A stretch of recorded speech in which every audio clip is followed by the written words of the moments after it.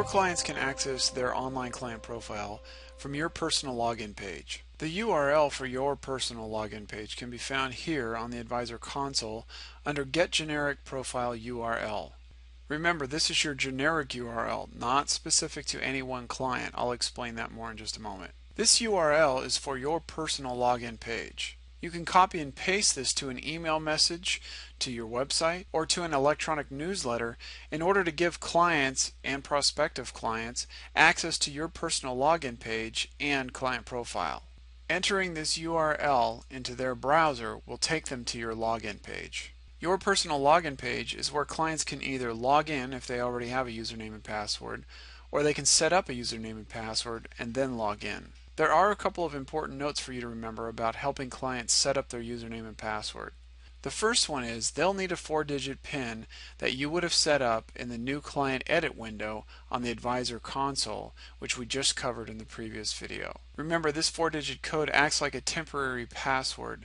Once your client has set up their own username and password, this 4-digit code is no longer needed. The next one is the email address they enter needs to match the email address you entered when setting up their profile. The last point, and this is very important, is there is a difference between giving clients access to a blank client profile and giving clients access to one that you've pre-populated for them. For example, if I were to click the New Client button from the Advisor console and fill in the edit window with the client's name, email address, and 4-digit PIN, and then click Send Invitation Email immediately, my client would receive an invitation email like this one, where they could click on this link and be taken to the login page where they can set up their own username and password and then create an account. The software is designed for this process and knows that a new profile will be started for this client. On the other hand, if I set up a new client on the Advisor console, but this time I decide that I want to pre-populate the client profile before giving my client access, then I would not check the box to send the invitation email, but I would click Update to add this client to my grid as a new client. Now I can enter that client's respective client profile and fill in the fields for whatever I want to fill in for that client. In this particular case, it's already pre-populated, so I don't need to do that here. But if this was a brand new client, this would all be blank and I could fill in as much information as I have. And when I am finished and ready to give my clients access, I can do that too. I can simply go back to the Advisor console, highlight my client's name, and click the button for Get Registration URL.